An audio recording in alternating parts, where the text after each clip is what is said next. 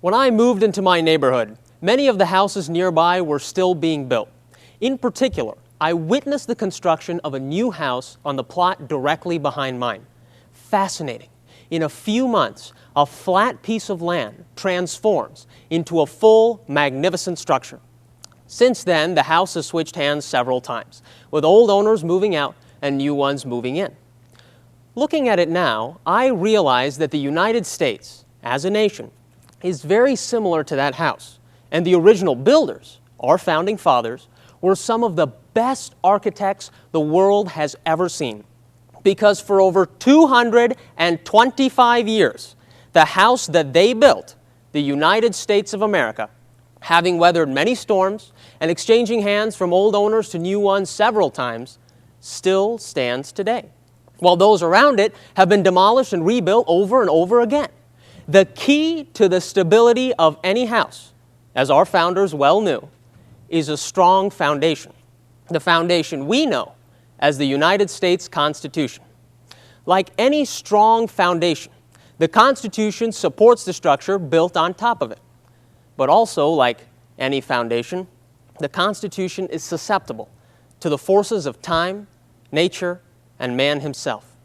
Thus, like the responsible owners of a home, it is our job as citizens of the United States to protect and maintain the Constitution, the very foundation for the country we call home. Yet, maintaining the Constitution is difficult, no, impossible, without a firm appreciation of what it does. Those who claim that the Constitution is no longer relevant to the United States today are those who don't truly understand it. Because, like the foundation of a house, we don't see it on a daily basis, but it structures our daily lives.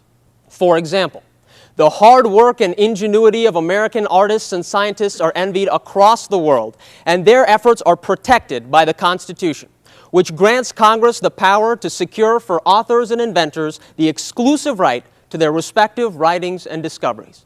Millions of Americans, from California to New Jersey, from Minnesota to Louisiana, who, facing the worst of natural disasters, are aided by the National Guard, can thank the Constitution, which provides for organizing, arming, and disciplining the militia to be employed in the service of the United States.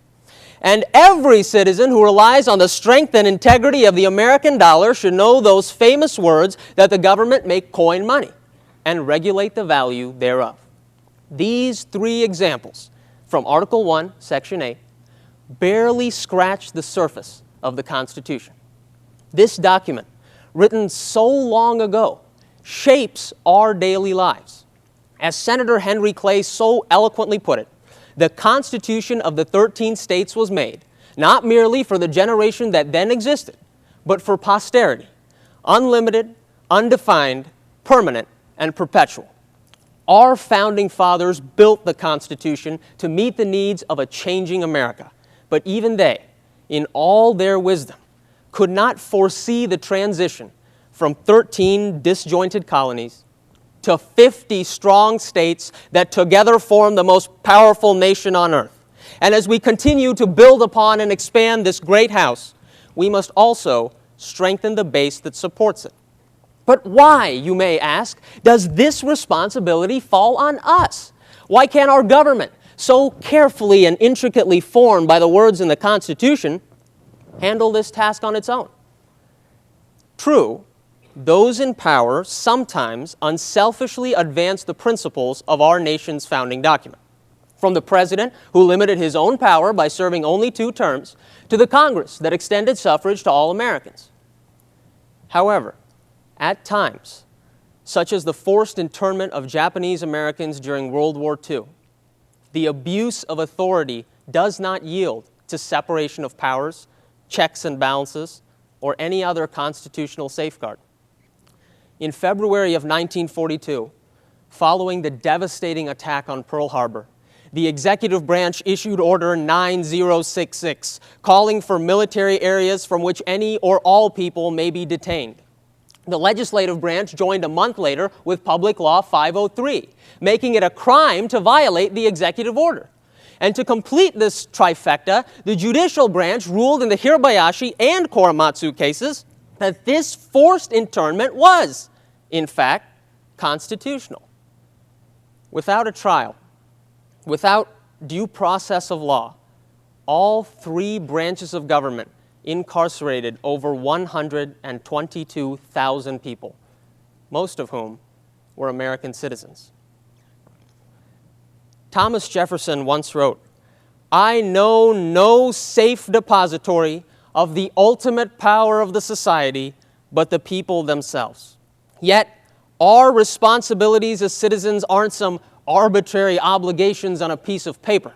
They are goals we strive to reach. The reason our Constitution still stands today is because we live not in constant fear of laws, but in constant pursuit of ideals. We vote to maintain democracy. We serve on a jury so there is justice for all. And we respect the rights of others because we value individual freedom. As history has shown time and time again, the constitutional ideals we fight to defend transcend any words on paper. When millions of Americans joined the progressive movement in the early 20th century, it is the principle of direct representation leading them to support the 17th Amendment, requiring the direct election of senators. When the women's suffrage movement peaks just a few years later, it is the mantle of voting freedom they carry to pass the 19th Amendment, granting the right to ballot regardless of gender. And, of course, just 50 years ago, when Americans of all cultures and backgrounds joined together to march for civil rights, it is the fundamental axiom of equality they bring to light that extends impartial treatment and fairness for all. From the day the Declaration of Independence is signed, the United States of America has always been backed by principle and the citizens who defend them. Health care to immigration, gun control to taxation. These are the issues we face today.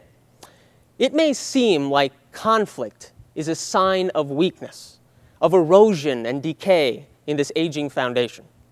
But the opposite is true. Because conflict is the fuel of change, and change is the engine of the Constitution. Conflict led to the formation of this country. Conflict drives us every year to select representatives in government. And conflict underlies every policy, every court case, every decision that determines the course of our future. The right amount of tension holds together the foundation of our great house. Too much, and it begins to break, as when Abraham Lincoln warned before our tumultuous Civil War that a house divided against itself cannot stand.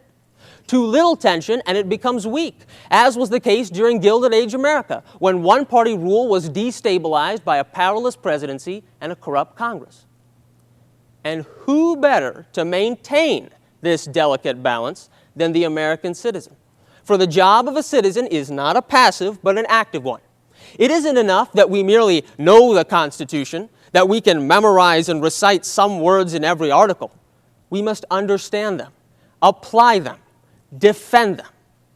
The oldest surviving constitution in the world is matched only by the most engaged citizens of any country, and it is for this reason that the American nation will always remain of the people, by the people, for the people. Albert Einstein once said, "The strength of the Constitution lies entirely in the determination of each citizen to defend it. Only if every single citizen feels duty-bound to do his share in this defense are the constitutional rights secure." As citizens of the United States, as the proud owners and builders of this great house, it is our responsibility to protect and maintain the Constitution for ourselves, for each other, and for all posterity.